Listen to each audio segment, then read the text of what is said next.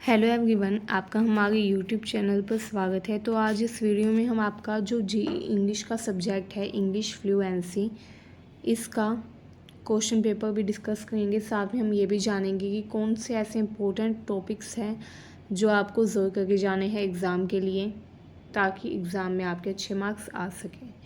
तो देखिए, अगर आप इसका प्रीवियस ईयर क्वेश्चन पेपर देखें तो इसमें आपका एक पैसेज आएगा एंड 2 पार्ट्स होंगे क्वेश्चन पेपर में। दोनों पार्ट्स में से आपको कुछ क्वेश्चंस करने के लिए कहा जाएगा, 3 या 4 क्वेश्चन एक पार्ट में से, तो वो क्वेश्चंस आपको अटैम्प्ट करने होंगे। ठीक है। पैसेज प्रीवियस ईयर में तो एक पैसेज आते थे, लेकिन इस साल हो सकता है कि एक से ज़्यादा पैसेज आ जाए, तो पैसेज का भी कंफर्म नहीं कहा जा सकता। बट आपका क्वेश्चन पेपर का फॉर्मेट जहाँ तक अनुमान लगाया जा रहा है यही होगा। तो चलिए स्टार्ट कर लेते हैं। स्टार्ट करने से पहले अगर आपने हमारे चैनल को सब्सक्राइब नहीं किया है तो कर लीजिए, ताकि हमारी हर वीडियो की अपडेट आपको टाइम से मिलती रहे। तो देखिए, ये जो आपका सब्जेक्ट है इंग्लिश फ्लुएंसी, इसमें आपका पैसेज आएगा एक। वो पैसेज आपको कंप्लीट रीड आउट करना होगा। जब आप इस पैसेज को पढ़ लेंगे तो इसके बेसिस पर आपको क्वेश्चंस के आंसर देने होंगे। ठीक है। जैसे यहाँ पर आप देख सकते हैं कुछ क्वेश्चंस हैं, इनके आंसर आपको लिखने होंगे। ठीक है। पहला क्वेश्चन है describe the central idea of passage, मतलब कि पैसेज का मुख्य जो विषय है वो क्या है, सेंट्रल आइडिया क्या है। तो इसके लिए आपको कंप्लीट पैसेज पढ़ना होगा। ठीक है। इसके अलावा यहाँ पर प्लेटो एंड अरिस्टोटल के बारे में बताना है आपको कि उनके व्यूज़ क्या क्या थे एजुकेशन से रिलेटेड। तो ये क्वेश्चंस तो आप तभी आंसर कर पाएंगे जब आप पैसेज रीड करेंगे। ठीक है। इसके अलावा सेकंड जो इम्पोर्टेंट टॉपिक है वो है डिबेट राइटिंग। डिबेट भी आपको कहा जा सकता है लिखने के लिए, तो आपको डिबेट राइटिंग भी करके जाना है। ठीक है। ओवरव्यू देने के लिए कहा जा सकता है किसी भी टॉपिक पर। ठीक है। तो ये भी आपको ध्यान में रखना है। ये जो टॉपिक्स मैं बता रही हूँ ये इम्पोर्टेंट है। अगर आप ये टॉपिक्स कर लेते हैं तो एग्ज़ाम में आपके अच्छे मार्क्स आ जाएंगे। तो चलिए आगे देखते हैं। ये देखिए, जॉब एप्लीकेशन लेटर भी इसमें दिया गया है। एडवर्टीज़मेंट के बेसिस पर आपको जॉब एप्लीकेशन लेटर लिखना है। तो आपको लेटर टू जॉब भी आना चाहिए कि जॉब लेटर कैसे लिखा जाता है। ठीक है।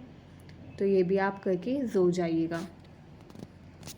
इसके अलावा write a letter to mother, यानी कि इनफॉर्मल लेटर भी आपको ज़रूर पढ़ के जाने हैं, कैसे इनफॉर्मल लेटर किए जाते हैं। पैराग्राफ राइटिंग या आप ऐसे राइटिंग भी बोल सकते हैं। ठीक है। ये जो आपका सब्जेक्ट है ये कम्प्लीटली अनप्रिडिक्टेबल है, तो जितने भी ग्रामर के टॉपिक्स हैं वो आपको करके ही जाने हैं, जो कि आपने 11th-12th में भी पढ़े होंगे। ठीक है। तो कुछ भी पूछा जा सकता है इसमें, तो ये बात आपको ध्यान में रखनी है एग्ज़ाम देने से पहले। आप ये टॉपिक्स अगर अच्छे से करके चले जाते हैं तो आपका एग्ज़ाम अच्छे से हो जाएगा, आपके अच्छे मार्क्स आ जाएंगे। ठीक है। यहाँ पर देखिए, समरी लिखने के लिए भी कहा जा सकता है कि जो पैसेज है उसकी समरी लिखनी है। तो समरी राइटिंग कैसे की जाती है ये भी आप ज़रूर करके जाइएगा। इंटरव्यू राइटिंग बहुत इंपॉर्टेंट है। इंटरव्यू राइटिंग जो है इससे भी एक क्वेश्चन ज़रूर बनता है, तो इंटरव्यू राइटिंग पर भी आपको ज़रूर फोकस करना है, वो भी आपको करके जानी है। ठीक है। ज़्यादा डिफिकल्ट नहीं होता, डायलॉग राइटिंग की तरह ही होता है, बस उसमें इनफॉर्मल चीज़ें यूज़ नहीं होती, उसमें फॉर्मल चीज़ों का यूज़ किया जाता है। फॉर्मल सेंटेंसेस लिखे जाते हैं, जैसे गुड मॉर्निंग या फिर मैडम सर, ऐसे formal words and formal sentences उसमें लिखे जाते हैं इंटरव्यू में। ठीक है। तो ये चीज़ आपको ध्यान में रखनी है। इसके अलावा यहाँ पर देखिए, एक सेंटेंस या पैराग्राफ बोल सकते हैं आप, ये दे दिया है एंड इस पैराग्राफ में आपको क्या करना है, एप्रोप्रिएट पंक्चुएशन मार्क्स का यूज़ करके इसको रीराइट करना है, फिर से लिखना है। तो पंक्चुएशन मार्क्स भी आपको करके जाने हैं कि कौन सी जगह पर कौन सा पंक्चुएशन यूज़ होता है, कब किस पंक्चुएशन मार्क का यूज़ किया जाता है, ये भी आपको ज़रूर करके जाना है। ठीक है। प्रूफ रीडिंग आ सकता है, रीराइट दी मैसेज, मतलब कि ये जो पैराग्राफ है इसमें कुछ मिस्टेक्स होगी, इन मिस्टेक्स को आपको पहचान कर सही से लिखना है। प्रूफ रीडिंग का मतलब ही क्या होता है, न्यूज़पेपर में कुछ भी आर्टिकल छपने से पहले, पब्लिश होने से पहले उसकी प्रूफ रीडिंग की जाती है, मतलब कि देखा जाता है उसमें कोई ग्रामेटिकल मिस्टेक तो नहीं है। अगर कोई वो मिस्टेक हो, ग्रामेटिकल मिस्टेक हो, तो उसको ठीक करके फिर पब्लिश किया जाता है। तो वैसे इसमें है, प्रूफ रीडिंग करनी है आपको, मतलब कि आपको पढ़ना है ये कुछ, अगर ग्रामेटिकल मिस्टेक है तो उसको ठीक करके फिर से लिखना है, ठीक है।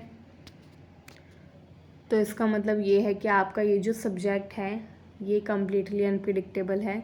इसमें आपको कोई भी वो ग्रामर से रिलेटेड क्वेश्चन दिया जा सकता है, तो इसीलिए आपको प्रिपेयर होकर जाना होगा।